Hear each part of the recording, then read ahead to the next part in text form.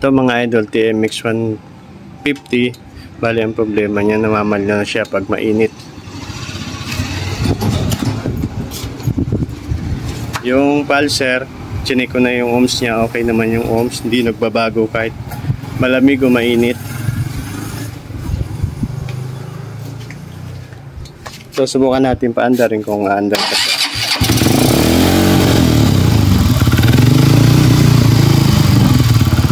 Nakawalan siya ng minor pag mainit na yung makina. Yan o. Kaya ngayon papalitan natin tong CDI niya. Testing natin kung gaganda yung minor niya sa bagong CDI.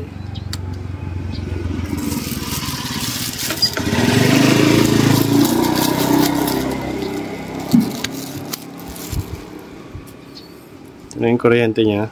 Balitan na natin. Lubat lang. Gusto natin paandarin.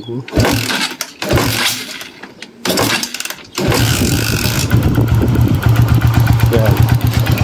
Stable na yung under niya.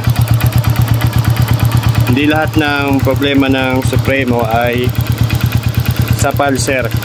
Minsan sa CDI din. Ano, okay na yung minor niya. Tapos yung RPM niya stable na.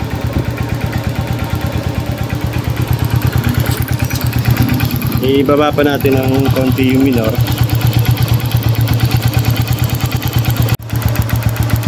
Ang mga idol, mababa na yung minor niya. Nasa 1,000. Hindi na siya namamatay.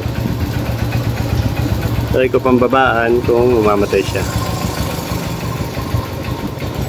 Yan, mababa na yun sa 1,000. Pero hindi siya namamatay. Yan, namatay na. Bali, ito lang talaga ang pinaka-problema, CDI. Bali, nagpalit din pala sila ng carburetor kasi nga, yun nga, namamalya. Akala nila sa carburetor.